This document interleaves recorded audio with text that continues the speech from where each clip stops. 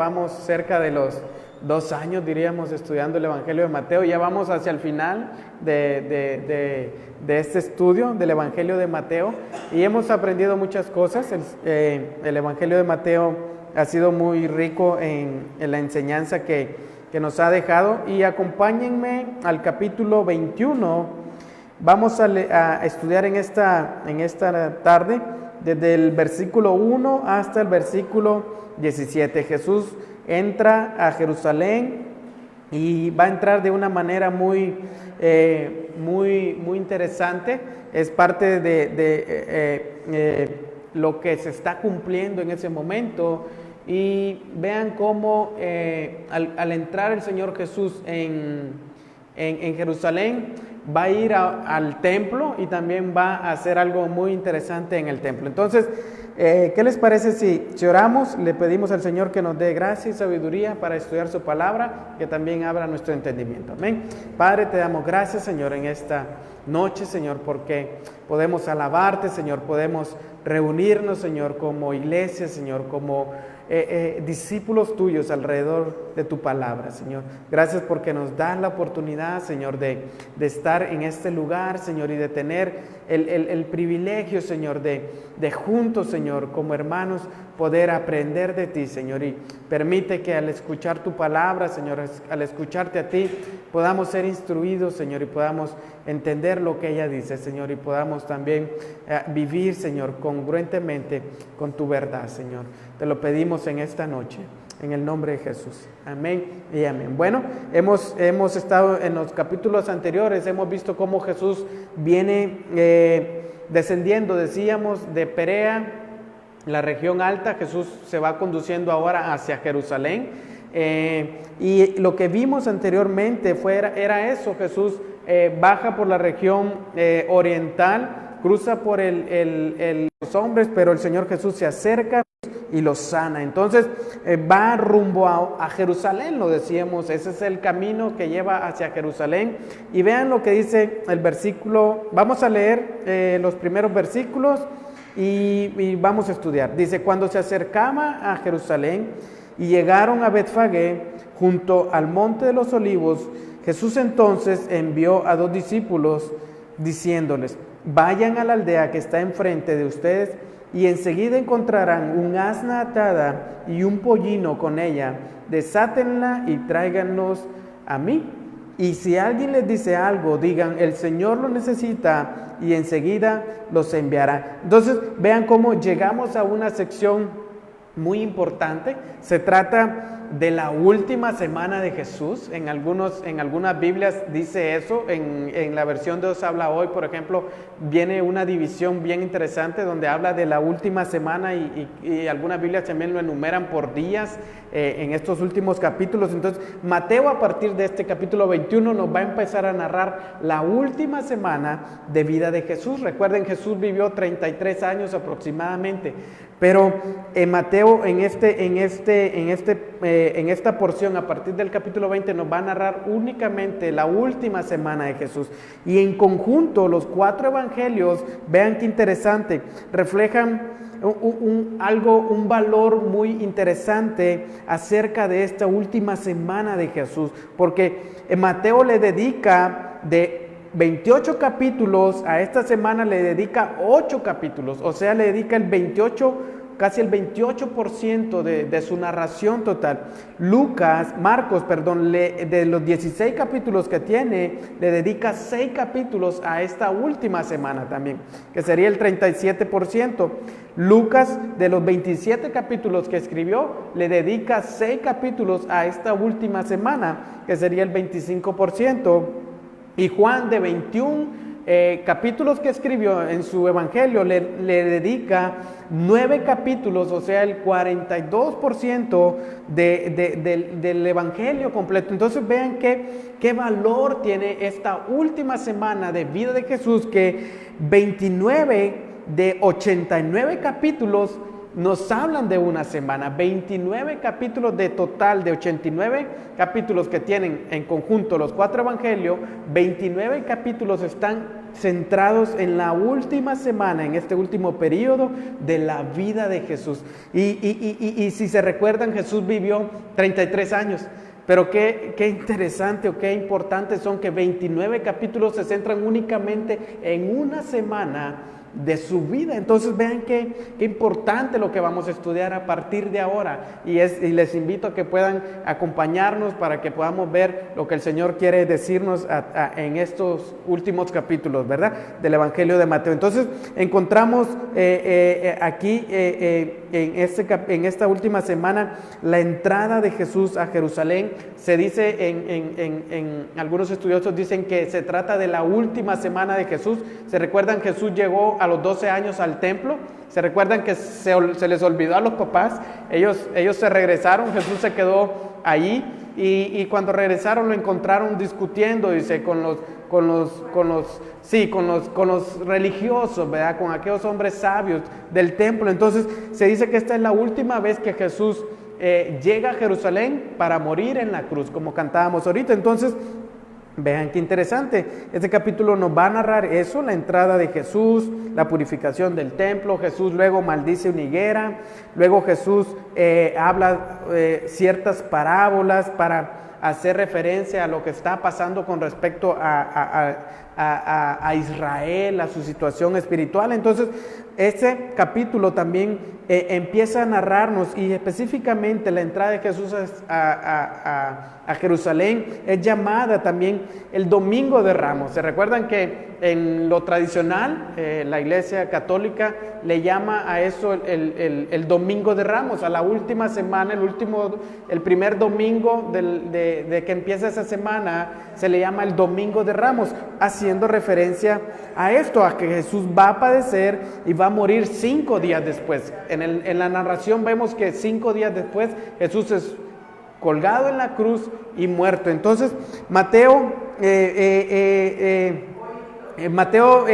parece que quiere enseñarnos lo interesante y lo que Jesús hace en la cruz, en su narración. Entonces Lucas y Juan registran otros viajes anteriormente del Señor Jesús, pero Mateo simplemente se limita a relatar, bienvenidos, Mateo simplemente relata este último viaje de Jesús, y como lo mencionamos la última vez, y es lo que decíamos ahorita, Jesús se dirige hacia Jerusalén, Jesús va rumbo a Jerusalén para la celebración de la Pascua. En este momento se está celebrando la Pascua en Jerusalén.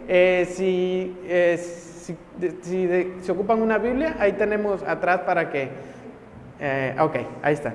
Entonces se está celebrando la Pascua en Jerusalén, y era costumbre que todo judío devoto asistiera a esta celebración, que era una de las más importantes. Por lo menos una vez en su vida, un judío devoto debía de ir a Jerusalén para alguna de las fiestas importantes que se celebraban. Entonces cada año el judío devoto asistía constantemente a estas celebraciones que se hacían en Jerusalén. Entonces Mateo nos dice eso: Jesús está dejando Perea, cruza el Jordán, pasa por Jericó, sanando a aquellos 2 ciegos, y desde Jericó el grupo, la multitud, se va agregando como a esa caravana, ¿verdad? Me recuerdo hace un par de meses, de donde yo venían caravanas enteras de personas huyendo de un país, y cuando leía esto se me hizo casi igual, ¿no? Siguen a un hombre, se van dirigiendo a Jerusalén por la ruta habitual que recorrían los peregrinos hacia Jerusalén. Entonces Jesús sabía muy bien a lo que iba a Jerusalén. Como lo dijimos la semana antepasada, no era algo así espontáneo, no, era un plan determinado por Dios, era un plan que Jesús sabía, era un plan que Jesús ya conocía de antemano y que se los estaba revelando a sus discípulos. Entonces Jesús sabía bien que iba a Jerusalén y que iba a morir. Entonces en el camino se se recuerdan, les viene diciendo a los discípulos que va a ser entregado a los jefes, a los principales sacerdotes, a los escribas, y que va a ser condenado a muerte, luego que se le va a entregar a los gentiles, que eran los romanos en ese momento, ¿para qué? Para que se burlaran de él, para que lo azotaran, y que luego, ¿qué? Lo crucificaran. Entonces Jesús en el camino viene advirtiéndolo a los discípulos que esto le va a acontecer. Entonces no es algo espontáneo, sino que es un plan determinado por Dios y que Jesús lo conocía bien. Y Jesús, en esa obediencia al Padre, camina hacia la cruz, como decíamos ahorita, no miraba hacia atrás, simplemente obedecía la voluntad del Padre, y es por eso que hoy estamos presentándonos delante de Dios de manera justificada por nuestro Señor Jesucristo. Entonces vean el primer versículo: cuando se acercaron a Jerusalén, capítulo 21 de Mateo, llegaron a Betfagé junto al monte de los olivos. Entonces Jesús envió a dos discípulos, y hagamos una pausa aquí. Vean, Jesús y sus discípulos vienen de descansar los días anteriores en un lugar. Según el Evangelio de Juan capítulo 12, se nos dice que Jesús estuvo en la casa de Marta, María y Lázaro. Eso lo dice en Juan capítulo 12, versículo 1. Vean lo que dice ahí. Entonces Jesús, 6 días antes de la Pascua, vino a Betania, donde estaba Lázaro, al que Jesús había resucitado de entre los muertos, y le hicieron una cena ahí. Vean, Jesús 6 días antes está en la casa de Marta, Lázaro y María en Betania, y ahí le hacen mandan a comprar comida, pollo loco, qué sé yo, y se arma, ¿verdad? Entonces hacen una cena ahí, y dice, y Marta servía, pero Lázaro era uno de los que estaba en la mesa con él. Lázaro se sentó con Jesús, sus discípulos, y dice, entonces María, tomando 300 gramos de perfume de nardo puro, que costaba mucho, ungió los pies de Jesús y se los secó con los cabellos, y la casa se llenó con la fragancia del perfume. Vean qué interesante lo que está aconteciendo días antes y camino hacia Jerusalén. Jesús está en la casa de Marta, María y Lázaro, hacen una cena, María sirve, Lázaro está ahí sentado en la mesa, y María unge los pies de Jesús. Entonces vean cómo el cordero, ¿verdad?, antes de ser sacrificado, debía de ser apartado, ¿verdad? Debía de ser prácticamente separado para eso, para ser sacrificado. Y aquí María está haciendo lo mismo, está prácticamente ungiendo al Señor Jesús, y todo se viene cumpliendo también, si ustedes se fijan, a la sombra del Antiguo Testamento. Lo mismo que el Antiguo Testamento hablaba acerca del sacrificio, es lo que está aconteciendo en la vida de Jesús. Entonces Marcos 11, que es paralelo a esto, nos dice que Jesús y sus discípulos se acercaban a Jerusalén por Betfagé y por Betania. Entonces vienen por esa ruta camino hacia Jerusalén, Jericó, Betania y Betfagé, llegando hacia Jerusalén. Entonces en el camino evidentemente se detienen en este lugar, Betfagé, que Betfagé significa casa de los higos. Entonces se dice que este lugar se encontraba a unos 3 kilómetros allá para llegar a Jerusalén. Era como una aldea, ¿no? Muy cercana a Jerusalén, un lugar muy pequeño, y que quedaba a las laderas del Monte de los Olivos. Si alguna vez ustedes van por allá por Jerusalén, pues visiten ese lugar y digan, no, el hermano no estaba echando cuentos, posiblemente por aquí quedaba. Hay excavaciones hoy en día que han encontrado restos, ¿verdad?, de edificaciones, y posiblemente el lugar se encuentra ahí a 3 kilómetros. Entonces muchas multitudes vienen siguiendo a Jesús desde Betania. ¿Por qué? Porque escucharon de aquel milagro que Jesús hizo. ¿Con quién? Con Lázaro. Lázaro ya estaba en una tumba, ya lo estaban cafeceando, ¿no? Pero Jesús lo saca de ahí y lo resucita. Entonces dice la palabra que muchos creyeron al ver aquel milagro. Muchos creyeron en el Señor Jesús. Entonces me imagino que la multitud que sigue a Jesús va incrementando. Jesús nunca había deseado ir abiertamente hacia Jerusalén por lo mismo, porque la gente se agolpaba a su alrededor y él quería evitar eso mismo, que la gente lo siguiera para ponerlo como un rey político, ¿no? Entonces Jesús por eso se retiró, si se recuerdan, lo hemos visto, a la región norte, a Galilea, todo aquello. Entonces Jesús va acompañado por multitud que ha visto ese milagro en Lázaro. Entonces Jesús sabía bien la misión que iba a cumplir. Jesús conocía bien el propósito del Padre y lo que le faltaba era ofrecer su cuerpo como sacrificio en la cruz del Calvario. Entonces va caminando y sabiendo esto, vean, a Jesús le parece que ya no hay que tener secreto en cuanto a su visita a Jerusalén. Él sabe que es necesario ahora que las multitudes lo vean entrar a Jerusalén. Antes Jesús evitaba el ser visto cuando hacía milagros, que decían, no digan lo que pasó. No, ¿por qué? Por eso mismo, para que no se hiciera un alboroto. Ahora Jesús abiertamente se está presentando ante los líderes religiosos que están en Jerusalén, y la multitud lo va siguiendo. Las personas se están acercando cada vez más. Entonces vean cómo, estando ahí antes de entrar a Jerusalén, ¿qué es lo que le dijo a sus discípulos? Una tarea que les encomendó. Amén.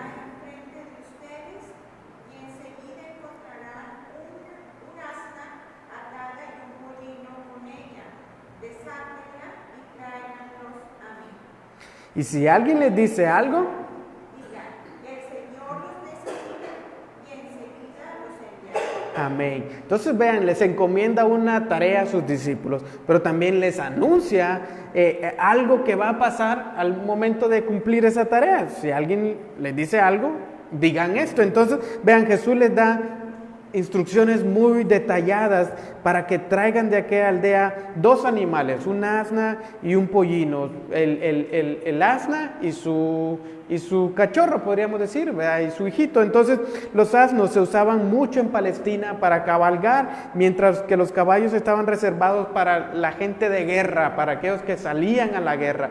Los asnos eran para caminar, o sea, ir de lugar a lugar sin prisa, o sea, se utilizaban de esa manera. Entonces Jesús entra montado, vean, en un asno, no solo para mostrar la humillación, la obediencia al Padre, sino porque venía en son de paz.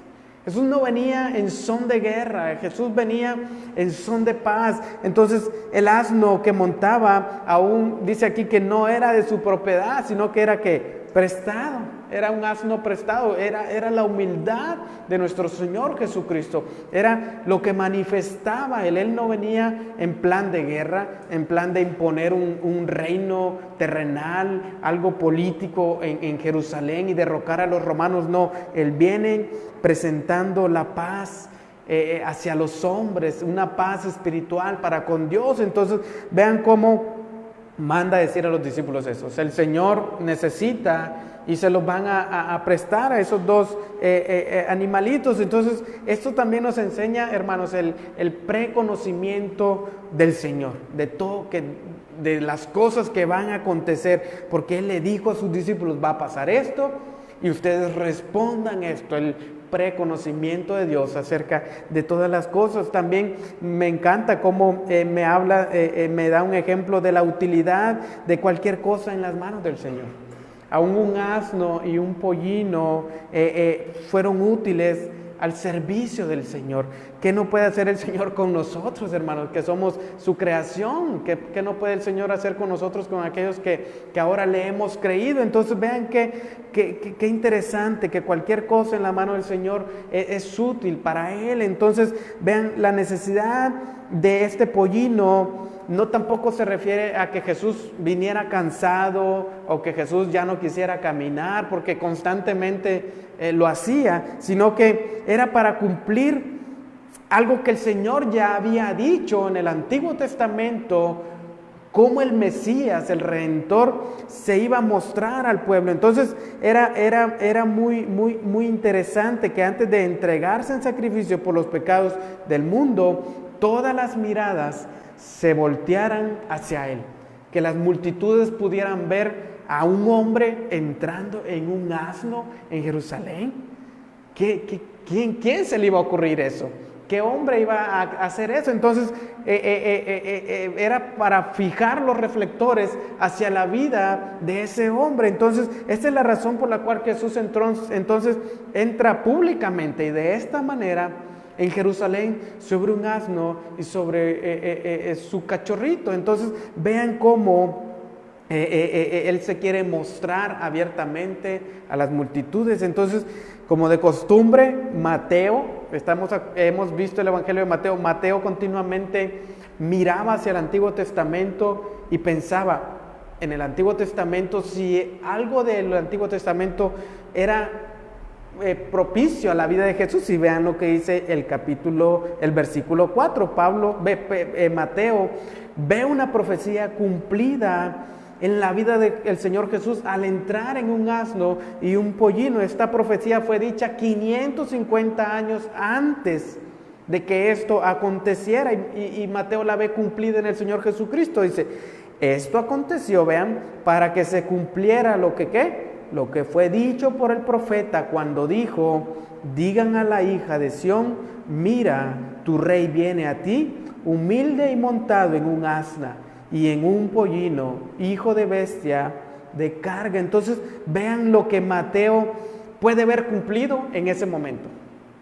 Mateo lo relaciona con la profecía del Antiguo Testamento, y es decir, nada entonces de lo que está pasando, hermanos, es improvisado. Ni es casualidad, ni es que a este hombre se le ocurrió que es un impostor. Sus discípulos estaban de común acuerdo y que era algo bien tramado para poder hacer fama, hacer esto. No, es algo que estaba anunciado desde el Antiguo Testamento. El Señor ya lo había revelado por boca de sus profetas, y ahora en el tiempo señalado, en el cumplimiento de esos tiempos, el Mesías está entrando en Sión, en Jerusalén, montado en un asna y en un pollino, hijo de asna, dice la palabra. Entonces, el cumplimiento de la palabra de Dios, hermanos, esto nos habla eso muy interesante, que lo que Dios ha dicho anteriormente y se ha cumplido, nos asegura también que lo que Él ha dicho hacia el futuro se cumplirá. ¿Sí o no? Es lo que estamos viendo aquí, como en el Antiguo Testamento, 550 años antes, pasen adelante, donde gusten, les tocó primera fila, pasen adelante, bienvenidos. Dijeron, los últimos serán los primeros. Bueno, bravo. Amén. Amén. Bienvenidos, qué bueno verlos. Estamos en Mateo capítulo 21. Estamos viendo la entrada de Jesús a Jerusalén. Entonces vean qué interesante, 550 años esta profecía se está dando, y eso nos habla de lo que Dios ha dicho en el Antiguo Testamento se cumplió. O sea que lo que Dios ha dicho también hacia el futuro se va a cumplir, hermanos, porque es su palabra, es lo que Él ha revelado por boca de sus profetas. Entonces vean cómo Mateo ve cumplida esa profecía cuando Jesús entra sobre un asno y sobre un pollino, hijo de asna, y dice, digan a la hija de Sión. Hija de Sión aquí se refiere a los habitantes de Jerusalén. Eran los que habitaban en Jerusalén, el pueblo de Israel. Dice, mira, dice, hija de Sión, mira, vean qué interesante, tu rey viene a ti. Vean cómo la palabra hablaba de eso. Es el Señor Jesucristo viniendo hacia su pueblo. Es el Señor Jesucristo, el Rey, el verdadero Rey, el Rey que ellos desean que quite el yugo, que quite la esclavitud. Viene hacia ellos. Y vean de qué manera viene. Humilde y qué, y montado en un asna y en un pollino, hijo de bestia de carga. La cita que Mateo da aquí es de Zacarías 9:9. No sé si en sus Biblias aparece ahí abajito, Zacarías 9:9. Y vean cómo dice Zacarías 9:9. Regocíjate sobremanera, hija de Sión. Da voces de júbilo, hija de Jerusalén. Tu rey viene a ti. justo y dotado de salvación, humilde y montado en un asno, en un pollino, hijo de asna. Eso decía el profeta Zacarías en el Antiguo Testamento. Zacarías estaba profetizando que el Mesías, que el Rey, vendría humildemente, montado en un asno, en un pollino, de hijo de asna. Entonces vean cómo ya había un plan determinado de parte de Dios. No es una casualidad, no es algo inventado por Jesús, montarse en un asno. Entonces, este acto de Jesús demuestra que Él estaba presentándose oficialmente como ¿qué? Como el Mesías, como el Rey de la nación judía. Tu Rey viene ¿a qué? A ti, hija de Sión. Tu Rey viene a ti. ¿De qué manera viene? Sobre un asno humilde, montado sobre él. Entonces, esta es la presentación de Jesús como el Rey de la nación de Israel. El Mesías prometido viene entrando humildemente a Jerusalén. Entonces, el Rey viene ¿de qué manera? Manso, hermanos. Manso, dice la palabra aquí, y eso nos habla de su carácter, de la manera en la que Él es. Él era manso y humilde. Entonces, vean, nos habla también de eso, de ese sometimiento y obediencia a la voluntad del Padre. Jesús nunca hizo nada que no estuviera bajo la ¿qué? La voluntad del Padre. Entonces, Él es manso, es humilde, y desea que también sus discípulos, nosotros seamos ¿qué? Mansos y humildes. De la misma manera, dijo un hermano, mansos, no mensos, hermano. Entonces, vean cómo Él desea que seamos mansos y humildes, como Él mismo es. Jesús no viene como un rey triunfante aquí, como un rey que quiere conquistar como un caballo militarmente. No, Él viene humilde, Él es un mensajero de paz. Veamos el contraste entre Jesús y los reyes de la tierra. Los reyes de la tierra quieren conquistar con fuerza, con caballos, con autoridad, con armas, pero Jesús quiere conquistar humildemente, presentando la paz a los hombres para con Dios. Entonces vean qué contraste entre cómo Jesús se presenta. Y el contraste también en lo que los judíos en ese momento pensaban que sería el Mesías. Ellos creían en un Mesías que iba a derrocar al gobierno romano. Iban a decir, aquí está la libertad que ustedes piden. Pero no, este es el Mesías prometido. Este es el verdadero Rey que ellos necesitan, libertad espiritual. Entonces, este es el Rey, es un hombre de paz. El asno era un animal de paz. Este era un reino diferente, totalmente. Un reino totalmente diferente. Por eso Jesús le dice el reino de los cielos, y en las parábolas dice, es de esta manera. ¿Se recuerdan? Lo hemos estudiado. Era algo totalmente diferente a como ellos lo miraban en ese momento. Entonces, vean, el rey viene sobre un asna, y era una contradicción, porque cualquiera diría, ¿cómo este se proclama rey y viene de esta manera?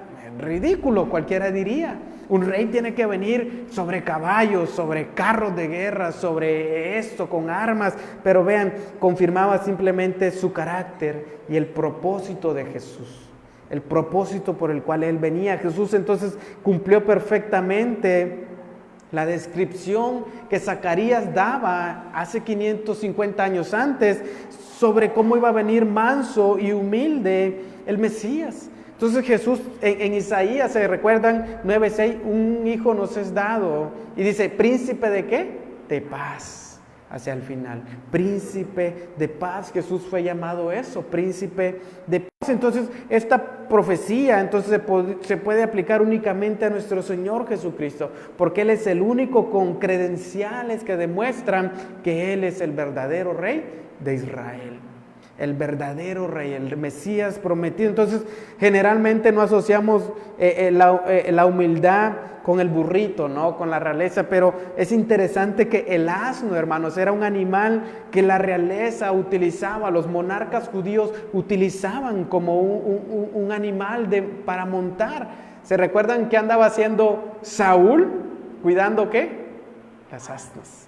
porque era un animal que se usaba para eso. Entonces relacionamos siempre los caballos, ¿no?, con la realeza, no, pero en aquel tiempo el asno, el burrito, era un animal para la realeza, para los monarcas judíos. Esto lo dicen algunos estudiosos de la Biblia. Entonces este hecho de que Jesús llega en uno significaba eso: el verdadero rey, el Mesías prometido, está llegando, presentándose a su pueblo. Vean el versículo 6. Entonces fueron los discípulos, e hicieron tal como Jesús, ¿qué?, les había mandado. Y trajeron el asna y el pollino, pusieron sobre ellos, ¿qué?, sus mantos, y Jesús se sentó encima. Vean cómo los discípulos entonces obedecen a Jesús, hacen tal como Jesús les ha dicho, van, traen los dos animalitos, un asna y un pollino, y vean lo que dice Lucas 19:32, que es paralelo a este relato. Dice, entonces los enviados fueron, y encontraron, dice, y lo encontraron con él como él les había dicho. Encontraron a los animalitos como Jesús les había dicho. Mientras desataban al pollino, sus dueños les dijeron, ¿por qué desatan? Dijo Jesús, les van a decir algo. Y Lucas nos está dando aquí el detalle. Y Lucas dice, ellos le respondieron, el Señor lo necesita. Jesús no era un impostor. Jesús, mira, hasta la piel chinita se me pone. Era el Hijo de Dios.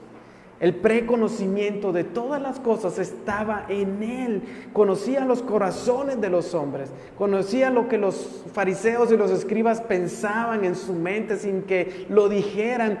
Y Él le dice a sus discípulos, lo van a encontrar de esta y de esta manera. Y así aconteció.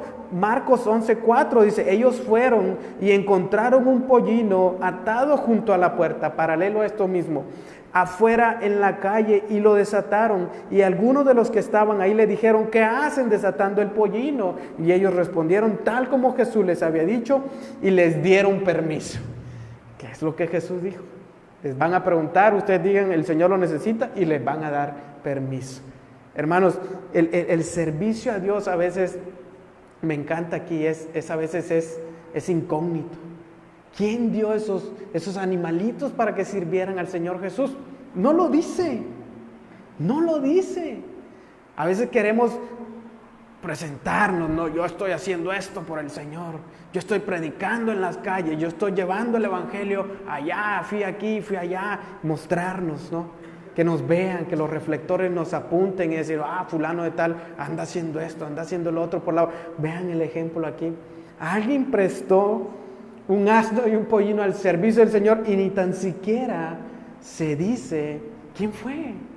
Hermanos, me encanta porque a veces queremos protagonismo, ¿no?, para robarle la gloria al Señor, pero no es necesario que venga eso a nuestras vidas y que el orgullo nos gane. Vean, los mandatos del Señor Jesús no pueden ser discutidos, sino simplemente ¿qué? Obedecidos. Los discípulos hicieron eso, no se pusieron a discutir y por qué, y que esto y que lo otro. No, obedecieron. Y aquellos que obedecen, vean, no quedarán frustrados ni avergonzados. Es lo que vemos ahí. Se cumplió lo que el Señor Jesús dijo. Ellos fueron, lo tomaron y lo llevaron. El Señor Jesús a veces nos da instrucciones por medio de su palabra, hermanos, que hagamos tal y como nos está diciendo. A veces nosotros, ¿y por qué? ¿Y por qué aquí? ¿Y por qué allá? Y esto y lo otro. Cuando Él nos ordena algo y obedecemos, hermanos, tengamos la plena confianza que no vamos a quedar frustrados ni avergonzados, porque Él ya tiene un preconocimiento ¿de qué? De todas las cosas, de todas las situaciones. Entonces, vean, trajeron el asna y el pollino, ¿y qué hicieron? Pusieron mantos, capas sobre los animalitos, y Jesús, ¿qué? Se sentó sobre ellos. Entonces Jesús comienza ahora el cabalgar, va camino a Jerusalén, la caravana sale, ¿verdad? Van rumbo a Jerusalén. Versículo 8, la mayoría de la multitud, vean, ¿qué es lo que pasó? Tendió sus mantos, ¿en qué? En el camino. Otros cortaban ramas de los árboles y las tendían por el camino. Eso lo vemos, ¿no? Antes de empezar aquí la Semana Zángana, la Semana Santa, ¿verdad? Se hace el Domingo de Ramos y todos van ahí. Hermanos, eso no es eso. Era diferente lo que está pasando. La multitud viene con Jesús, Él viene entrando en un asno y la gente está reconociéndolo como lo que es, lo están viendo como el Rey. Entonces muchos acompañan a Jesús desde Betania. Se recuerdan que muchos vienen en la multitud desde Betania y vienen tendiendo sus mantos en el camino a su paso, cortan ramas de árboles y cubren el camino. Entonces esta es otra característica de un desfile real. No es como hoy en día, ¿verdad? Cuando llega alguien importante, ¿qué hacen? Le tienden que la alfombra roja, y pase adelante su majestad o un presidente o un rey de por allá. Y vean qué característica de este desfile. El Señor Jesús, el Rey, el Mesías, está entrando y tiene alfombra bajo los pies las patas, de aquel animalito. Entonces era una manera muy extraña de reconocer a Jesús como el Rey de Israel. ¿A qué rey le tienden una alfombra de ramas, de mantos? A ninguno.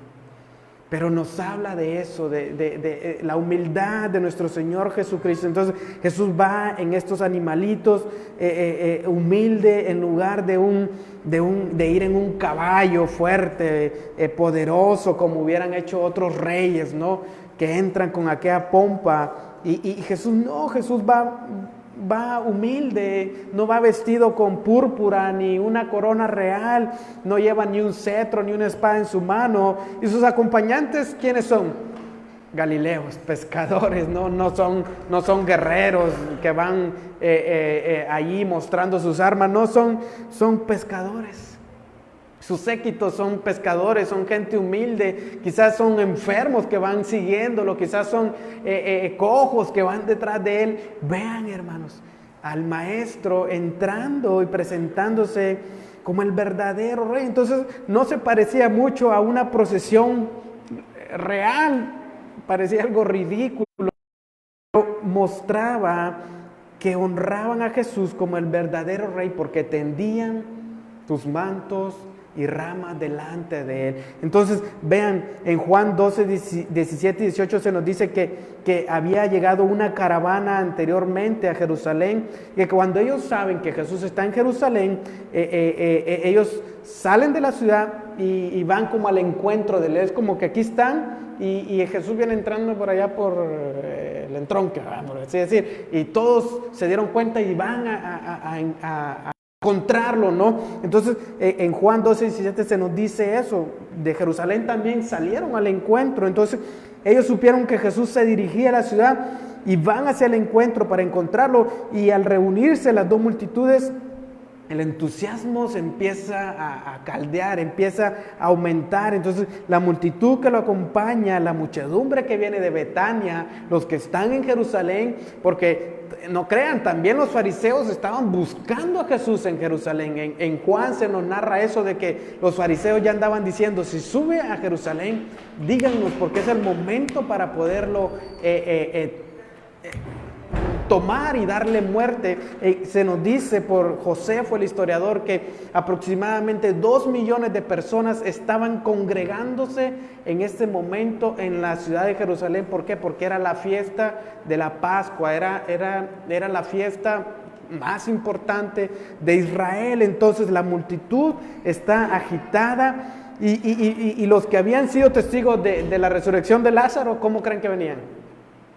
Vienen siguiendo al maestro, aquel que resucitó a su amigo. Vienen dando testimonio y relatando: este fue el hombre que sacó a este que ya estaba muerto hace tantos días en la tumba. Entonces el clímax de la historia llega a lo más alto. Y vean lo que dice en el versículo 9.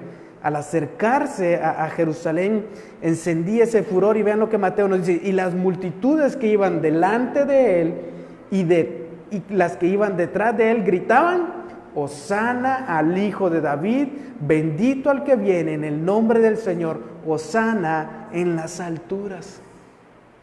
multitudes detrás y delante, y se enciende aquel entusiasmo y gritaban Hosana. No es como hoy, Hosana, no, era un grito fervoroso, como cuando gana Toluca o Tigres, ¿no? Que mete un gol, gol, y se nos salta la vena y tiramos los refrescos y todo. O sea, era algo fervoroso, hermano. Entonces, el lenguaje que ellos están empleando aquí es un lenguaje mesiánico. Hijo de David se refería a eso, un lenguaje mesiánico. Hijo de David era un título que se le daba a Jesús como el Mesías. Entonces la gente reconocía a Jesús como el Mesías de Dios, aquel que restauraría el reino de ¿qué? De David. Hijo de David, hijo de David. Tú eres el hijo de David, aquel que va a restaurar el reino que se le prometió a David. Un hijo se le prometió a David en su trono. Entonces era el concepto también político que ellos tenían en su mente. Un rey, un hijo de David que iba a gobernar sobre Israel, que iba a derrocar a los romanos. Hosana significa salva ahora, o sálvanos, te rogamos. Esta cita es Salmo 118, 25, y dice eso: te rogamos, oh Señor, sálvanos ahora, te rogamos, oh Señor, prospéranos ahora. Bendito el que viene en el nombre del Señor, desde la casa del Señor lo bendecimos. Era un grito que ellos daban. Reconocían que este hombre que venía era el Mesías prometido, y fervorosamente congregados ahí hacían esto, voces, hosanas en alta voz. Entonces el término que ellos utilizan aquí es eso, fervoroso, pero profético también, para darle la bienvenida al Señor Jesucristo. Entonces vean, era la entrada pública de Jesús hacia Jerusalén. Jesús nunca más antes, si lo vemos en el Evangelio, Jesús había permitido que se le diera esa apertura de publicidad, por así decir, porque él decía, pasaba un milagro y que decía, no lo cuenten. No, el tiempo no ha llegado. Cuando su mamá en las primeras bodas de Caná, ¿qué hizo? Ya, hey, anda, dales vino. Y hey, mujer, mi hora no ha llegado. O sea, de volada quería que se mostrara, ¿no? Entonces vean cómo Jesús ahora anuncia, entra públicamente, como la profecía lo anunciaba siglos antes. Entonces esto también es la fecha de este suceso. Hosana, bendito el que viene en el nombre del Señor. También nos habla que fue un domingo 9 de Nisan del año 30, exactamente 483 años o 69 semanas de 7 años después del decreto de Artajerjes mencionado en Daniel capítulo 9 versículo 24. ¿Se recuerdan ese pasaje en Daniel donde habla que el decreto que Artajerjes da, van a haber 69 semanas, y el príncipe dice ¿qué? Mesías prometido? Entonces se cumple perfectamente, hermanos, esto que está pasando. Entonces Jesús está entrando a Jerusalén, se está presentando como el Mesías prometido, y una profecía 483 años antes se está cumpliendo. Profecía de Daniel capítulo 9 versículo 24 y versículo 26. Entonces los fariseos, hermanos, al oír estas aclamaciones, están hirviendo de envidia o de la muerte, el coraje que tenían de querer darle muerte a Jesús, y piden a la gente que reprenda a las multitudes, y le dicen: maestro, reprende a tus discípulos, ellos están, lo dice en Lucas 19:39, que los calle, que no digan hosana, que no lo reciban así. Y Jesús les dice ahí: si les digo a estos que se callen, las piedras clamarán. No les puedo impedir que se callen, que me reconozcan como el Mesías, porque si ellos se callan, las piedras que están aquí en el camino, esas van a clamar. Entonces Lucas 19:41 nos dice que cuando Jesús se acercó a Jerusalén, entonces comprendiendo él la alabanza que la gente le daba y que estaba recibiendo también, que era de una manera superficial nada más, que estaba simplemente basada en una identificación que ellos tenían de un Mesías terrenal, de un Mesías político que ellos esperaban. Y me encanta porque en armonía de los evangelios, esto nos lo dice, que Jesús se puso a llorar en voz alta. Jesús lloró en Lucas 19:41. Jesús ve a toda la multitud que le está diciendo bendito el que viene en el nombre del Señor, pero su pensamiento era hacia un Mesías político y terrenal. Y Jesús dice en Lucas 19:41 que Jesús lloró en voz alta.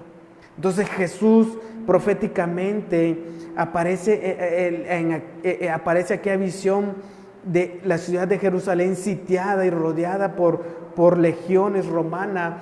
30 años después, se recuerdan, Tito Vespasiano en el año 70 destruye Jerusalén. Si alguien lee Lucas 41, para que puedan ver que Jesús, antes de entrar a Jerusalén, predice esto que va a pasar 30 años, 40 años después. Lucas 19, 41 y 42, por ahí tiene que estar. Jesús entra a Jerusalén, la gente le está clamando, Hosana, Hosana, pero Jesús sabe que sus corazones no están viéndolo como un Mesías espiritual, sino como un Mesías político. El que lo tenga lo puede leer. Cuando Jesús se acercó a ver la ciudad, lloró sobre ella. Amén. Si tú también hubieras sabido en este día lo que conduce a la paz, pero ahora está oculto a tus ojos, porque sobre ti vendrán días Amén. cuando tus enemigos echarán Terraplén. de ti, te sitiarán y te acosarán por todas partes, te derribarán a tierra y a tus hijos dentro de ti, y no dejarán en ti piedra sobre piedra, porque no conociste el tiempo de mi visita. Amén. Ven. Jesús está entrando a Jerusalén, ve la algarabía, pero Jesús dice, estos me están nomás reconociendo como un Mesías político, y Jesús llora en voz alta y dice, si tú también hubieras sabido en este día lo que conduce a la paz, si supieras quién está entrando en este asno, en este pollino, te rendirías en tu corazón delante de mí, pero ahora dice, está oculto a tus ojos. Hay ceguera espiritual en la gente. No pueden ver al verdadero Jesús que viene. Ellos están viendo a un Mesías terrenal y profetiza eso. 30, 40 años después, en el año 70, Tito Vespasiano destruye Jerusalén. Sitia Jerusalén y no deja piedra sobre piedra. Entonces, vean, la llegada de Jesús a Jerusalén causa conmoción. Versículo 10 del capítulo 21 de Mateo. Cuando Jesús entró a Jerusalén, toda la ciudad se agitó y decían, ¿quién es este? Pues sí, ¿quién es? ¿Se recuerdan? ¿Quién es? Ese era el objetivo. ¿Quién es este? Y las multitudes contestaban, es el profeta Jesús de Nazaret de Galilea. Cuando Jesús entra a Jerusalén, la ciudad se agita, como cuando viene un político, ¿no? ¿Y quién anda ahí? ¿Y por qué tanto carro? ¿Y por qué tanto movimiento? ¿Y por qué cierran calles? ¿Y por qué esto? ¿Y por qué lo otro? Y la llegada de Jesús a Jerusalén, entonces, no pasa desapercibida. Muchas multitudes están viendo, ¿quién es este? ¿Quién es? ¿Quién es? ¿Quién es? ¿Y de dónde viene? ¿Y en qué lugar? No, ¿verdad? Es Jesús, entonces es el profeta de Nazaret. ¿Y qué pensaban de la gente de Nazaret? No, de Nazaret no puede, ¿qué? Salir algo bueno, ¿verdad? Decían, ¿se recuerda? Entonces todos los que estaban congregados en la ciudad, al ver que alguien se acerca y cabalgando sobre un asno de una manera muy peculiar, ¿verdad? Empiezan a preguntarse y la gente les responde, es el profeta Jesús de Nazaret de Galilea. La gente lo reconocía libremente a Jesús como el profeta de Dios. Y a lo largo de su ministerio Jesús recibía también ese título, tú eres un profeta. Entonces vean cómo las multitudes estaban divididas, sorpresa, expectativa, quizás burla. ¿Quién es este? Expectativa, desprecio, indignación, muchos sentimientos, ¿no?, encontrados en la multitud. Hermanos, como en el día de hoy, existen muchas actitudes distintas en cuanto a la persona de Jesús. Unos se burlan, unos simplemente se emocionan y, sí, es un profeta, qué bueno, me encanta lo que Jesús dice, y viven a su manera. Otros les causa burla, desprecio, indignación. Pero vean, Jesús quiere que haya un verdadero reconocimiento de quién es Él, para que haya una verdadera adoración. porque 5 días después, estas mismas multitudes que le están aclamando aquí, están diciendo que crucifíquenle, crucifíquenle. Entonces, ¿cómo es que lo están reconociendo como Mesías, pero después están pidiendo su crucifixión?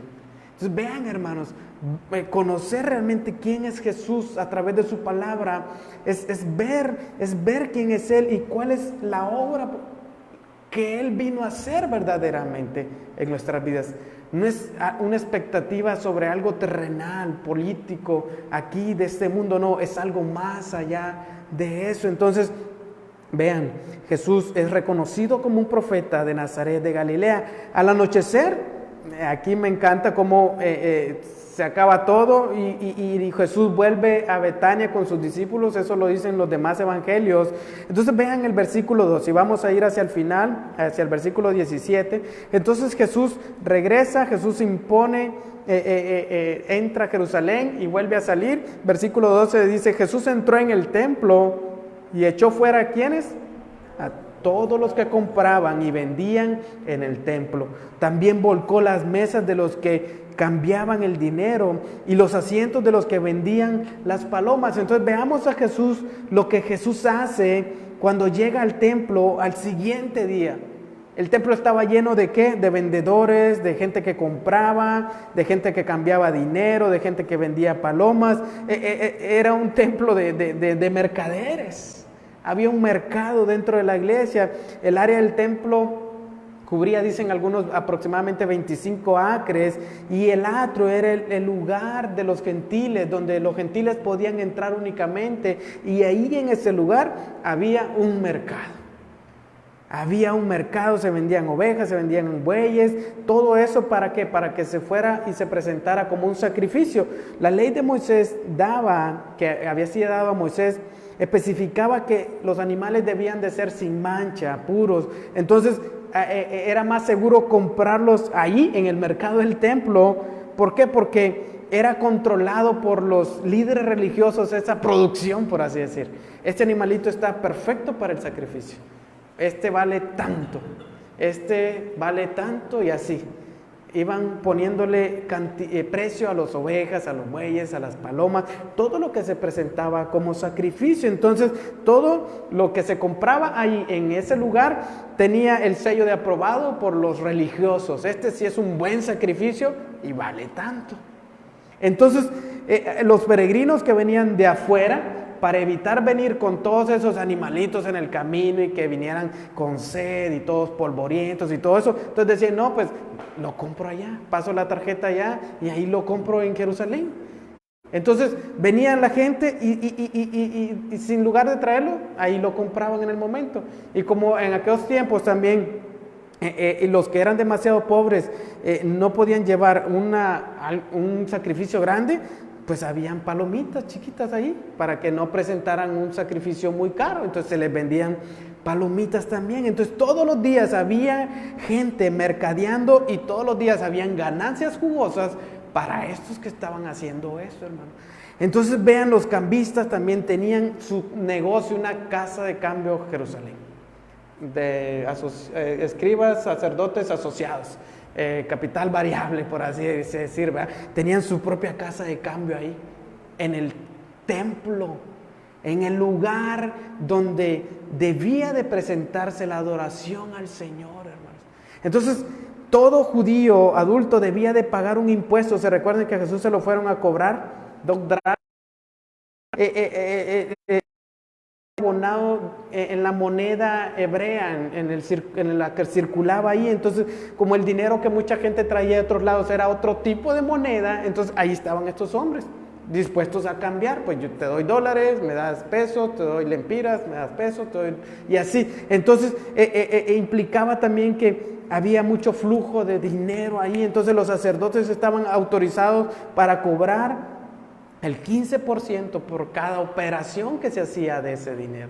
Entonces, hermanos, era un negocio grande que había ahí, ganancias para los sacerdotes que administraban esto, los religiosos administraban. Entonces, ¿cómo creen que se ponen cuando Jesús viene entrando a Jerusalén?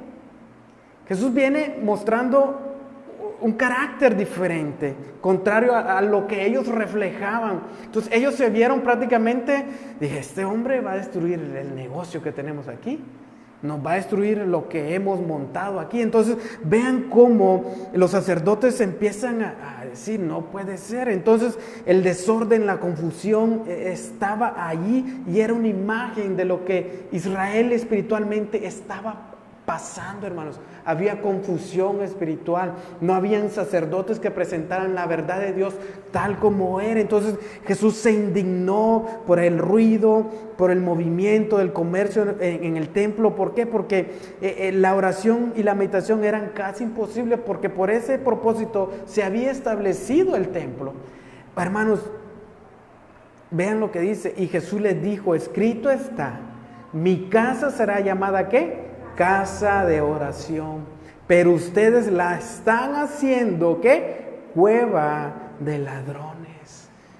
¿Por qué, hermanos? Porque el negocio estaba dentro del templo. Entonces los mercaderes operaban allí a las afueras del templo, donde los gentiles tenían que entrar y tenían el único lugar para orar. El único lugar donde los gentiles podían orar era afuera del templo, y ahí estaba el relajo, animales chillando, el murmullo de la gente. Imagínense un mercado cuando van aquí, hay de todo, ¿verdad? Entonces el lugar se convirtió en un lugar deshonesto, corrupto, no se podía orar. ¿Quién se iba a sentarse a orar o a arrodillarse a orar? Nadie. Entonces Jesús les dice, ustedes están haciendo la casa de oración una cueva de ladrones. Y Jesús cita Isaías 56:7. Mi casa será llamada casa de oración. Y vean cómo dice Isaías 59:7. Para todas las naciones. Ese era el propósito de Dios, que las naciones conocieran al verdadero Dios. Y ese Dios era adorado ahí en Jerusalén. Y que los demás vinieran y adoraran al Señor ahí. Pero en lugar de volverse un lugar para buscar de Dios, era un lugar de negocio. Entonces Isaías había profetizado, el templo de Dios debía ser un lugar donde las naciones se congregaran y buscaran al Dios verdadero. Entonces donde pudieran venir, acercarse al Señor, buscar su presencia, y no un lugar donde se sentaran los ladrones. Porque eso es lo que estaban haciendo, robándole a la gente, transeando a la gente. Entonces la Escritura nos muestra el templo eso, fue construido con ese propósito, que fuera un lugar de adoración, un lugar de adoración. Y Jesús les acusa de ser mercaderes, han convertido el templo en una cueva de ladrones. Cobraban precios exorbitantes, engañaban a la gente. Me encanta en el comentario Barclay, dice que por una paloma podía costar 20 veces más cara dentro del templo que fuera del templo. Entonces era un lugar de corrupción. El templo de Dios, hermanos, donde Dios debía ser adorado, era un lugar de corrupción. Entonces era una cueva de ladrones, porque le robaban a Dios y le robaban a ¿quiénes? A los hombres.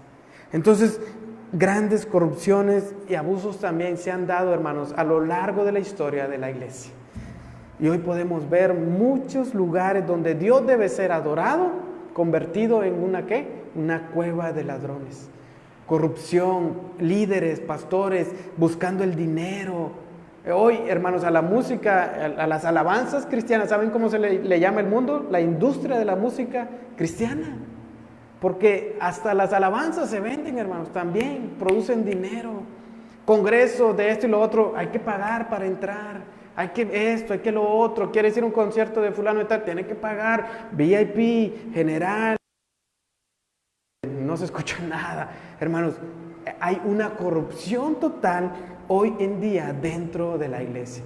Un pastor hace una semana vio un anuncio, iba a llegar a Honduras. Ustedes saben, yo soy de Honduras, de una iglesia muy famosa en Miami.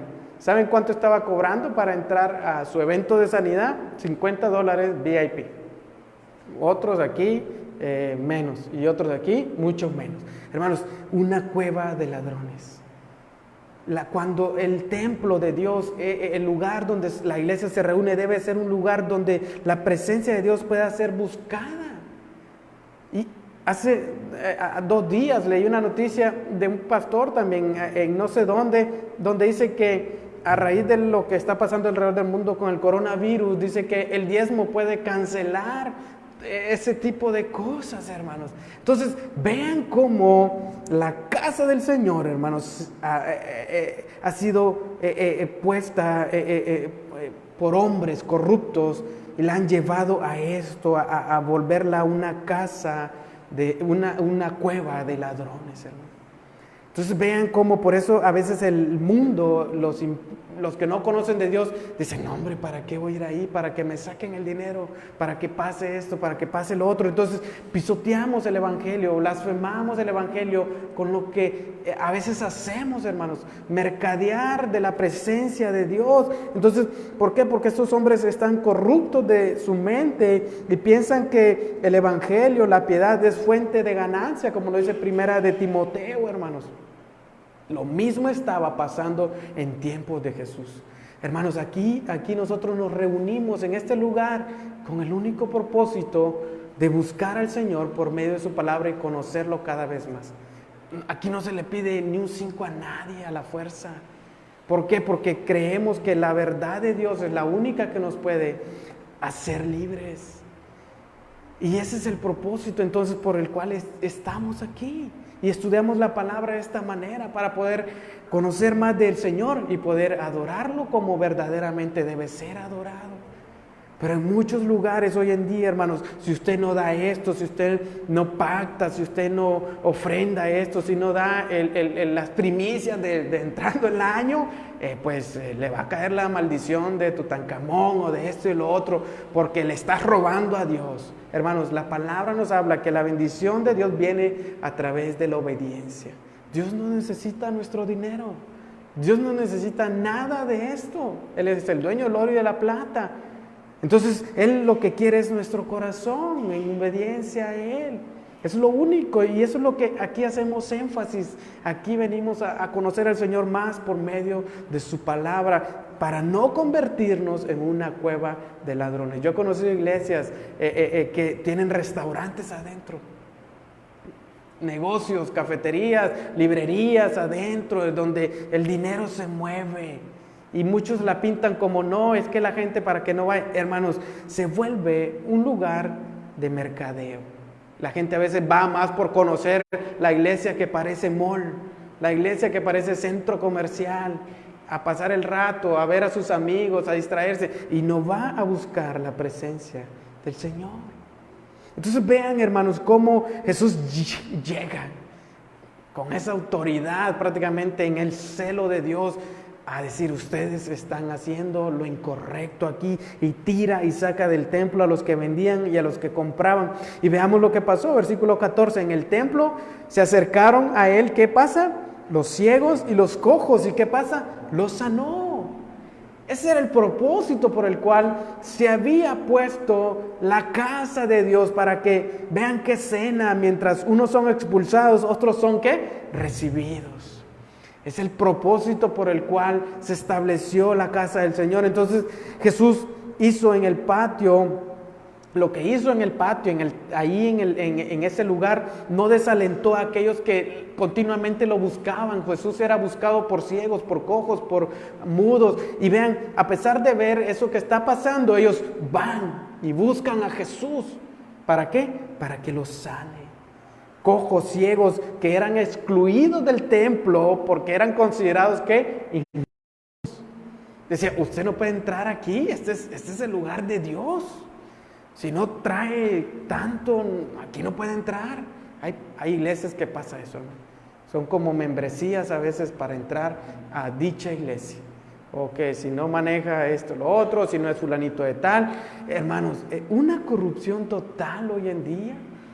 Y vean, estos cojos eran excluidos, ciegos eran excluidos, no se les permitía acercarse a la presencia de Dios, a donde Dios se manifestaba. ¿Por qué? Porque eran considerados gente inmunda, mientras adentro estaban los ladrones haciendo fraude, robando, transeando a la gente. Y hoy pasa eso hoy en día, hermanos. A veces estamos más entretenidos en lo que pasa alrededor dentro de nuestra iglesia, en los negocios cristianos, pensando más en que va a venir tal evento y vamos a hacer un congreso de alabanza y va a haber tanta venta y esto y lo otro. Pasa, hermanos. Muchos líderes están más enfocados en congresos, en eventos, en retiros, que va a dejar ganancia a su iglesia y no están pensando en los cojos y en los ciegos que están afuera, hermanos, necesitados de la gracia de Dios. De los inconversos que no conocen de Dios, están pensando más en el mercadeo de la obra de Dios. Mientras tanto, los cojos y los ciegos están tirados afuera deseando entrar para conocer la presencia de Dios, conocer al Señor. Y no hay nadie que los deje entrar, porque los estamos excluyendo, los estamos sacando y estamos más enfocados en un culto religioso, presentándonos lunes, miércoles, martes, el día que sea, ponchando tarjeta nada más y aquí venimos, dejamos nuestra ofrenda, nuestro dinero y nos vamos. Engrosando cuentas de iglesias para mercadear nada más. Pero los ciegos y los cojos están siendo excluidos y el templo está siendo profanado con corrupción, convertido en un mercado. Pero vean cómo Jesús desea que en lugar de un mercado, esto se convierta en un hospital. Ciegos y cojos que sean sanados. Hombres y mujeres que sus vidas quizás están al borde de la muerte espiritual, sean restaurados y entren por esas puertas, hermanos, y el Señor toque sus vidas y el Señor quite la venda de sus ojos, les haga ver la verdad y sean sanados espiritualmente. O cojos que no pueden caminar, personas que caminan neciamente, como cantábamos ahorita, enséñanos a andar sabiamente y quita nuestra cojera espiritual y sánanos. Hermanos, esto debe ser un hospital, no debe ser un negocio. Y eso es lo que creemos nosotros acerca de este lugar donde estamos reunidos. Ese es el propósito por el cual estudiamos la palabra de esta manera, porque creemos que este debe ser un lugar donde el Señor debe restaurarnos por medio de su palabra y no un lugar para hacer negocio. Entonces Jesús desea que su casa sea un lugar de oración, un hospital, no un mercado. Versículo 15, vean lo que pasa. Pero cuando los escribas y los principales sacerdotes vieron las maravillas que había hecho, y a los muchachos que gritaban en el templo y decían Hosana al Hijo de David, ¿qué pasó? Se alegraron. No, ¿verdad? No, se indignaron. ¿Por qué? El negocio se les estaba yendo. Es interesante, hermanos, notar que el ataque de los religiosos aquí se dirige a la presa más débil, más fácil. ¿A quiénes? A los niños. Porque dicen, estos lo están haciendo en ignorancia, dicen a lo mejor. Y son astutos en su mente y dicen, a estos podemos engañar, a estos podemos enrolar y decirles que no es la verdad. Pero vean, ellos son astutos, hermanos. Los falsos, los religiosos, aquellos que miran todo así religiosamente, van hacia las personas débiles, hacia los que los miran débiles en la fe y les, no, eso que dicen no, eso es mentira. El evangelio es así, asá, y se indignan cuando sus negocios se ven trastocados. Cuando sus negocios dentro de la verdad se presenta, y dicen, no, eso no es la verdad, es otra cosa menos que la verdad. Y te enrollan con sus fábulas, con sus cuentos, y te sacan versículos y te quieren envolver. Entonces vean cómo no habían dicho nada sobre la manera corrupta en la que estaban sus escribas y fariseos, amigos de sacerdotes, sobre cómo transeaban a la gente. Pero ahora sí se quejan y sí se indignan de la alabanza que están haciendo estos jóvenes muchachos a Jesús. Hosana al Hijo de David. Por eso sí se indignan, pero no se indignaban al ver a aquellos transeando a los demás ahí.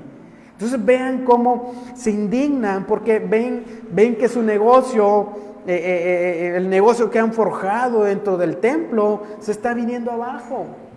Entonces se indignan, claro que se van a indignar, hermanos. Vaya usted y predique la verdad en un lugar, en una iglesia. No, hermano, lo van a echar de ahí. ¿Por qué? Porque la verdad está llegando, la luz está llegando y está despertando corazones. ¿No conviene? Sáquenlo a ese. Aquí el negocio ya está montado. No conviene que venga aquí. ¿Por qué? Porque no queremos que conozcan y que le den honra al Hijo de David. Eso pasa, hermanos.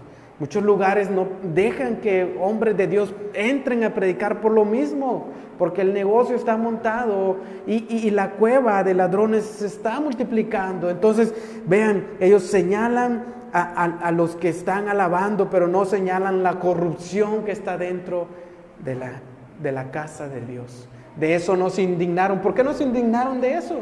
Porque sabían que era algo que les convenía. Entonces también los milagros de Jesús dejaban al descubierto su falta de autoridad y de poder espiritual.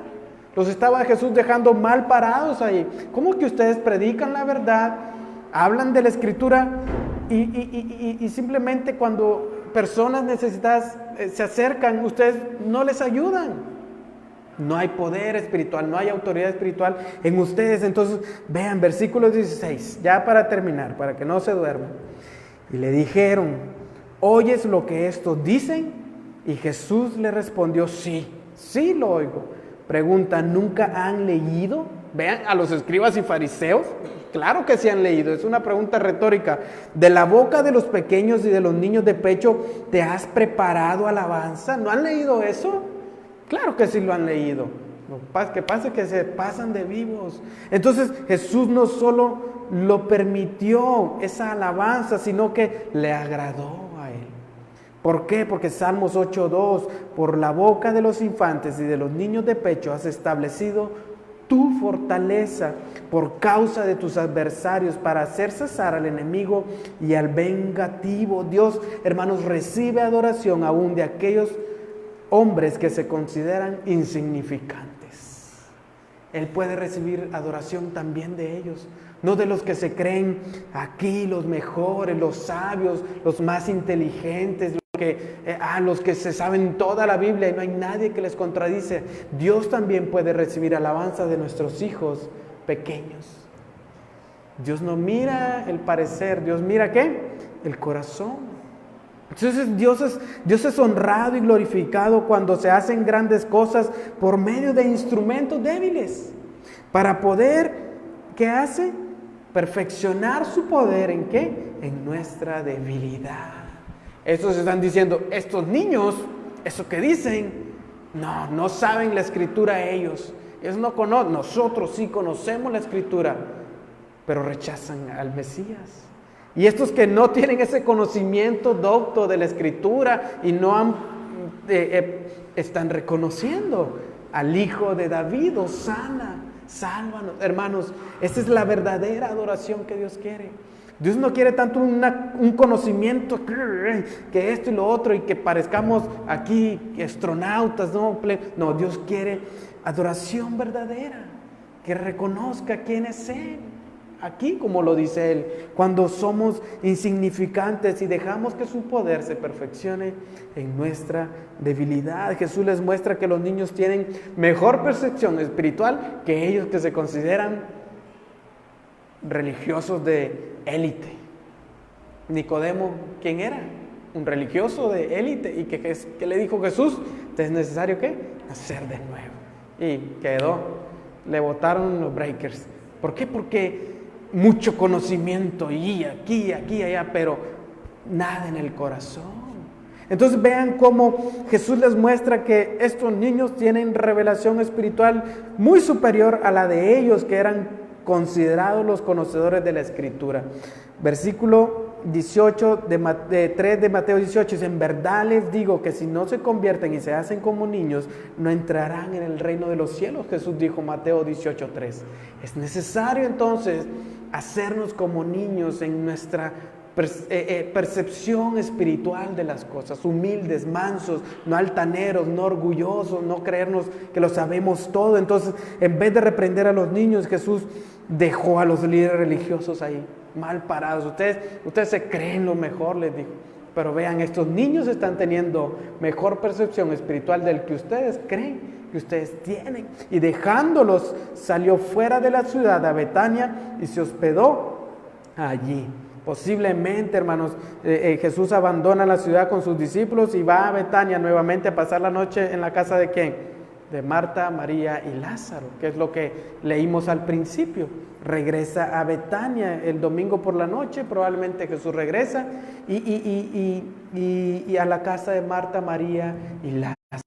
Entonces vean, hermanos, un poquito largo, hermanos, pero no quería dejar de estudiarlo de esta manera completa, porque es lo que Dios quiere, que le reconozcamos como el verdadero Mesías, no una faramaya y que esto y lo otro y los cultos y después nos olvidamos de la verdadera adoración que Dios quiere que tengamos en el corazón, en el corazón. Entonces, ¿qué les parece si nos ponemos de pie?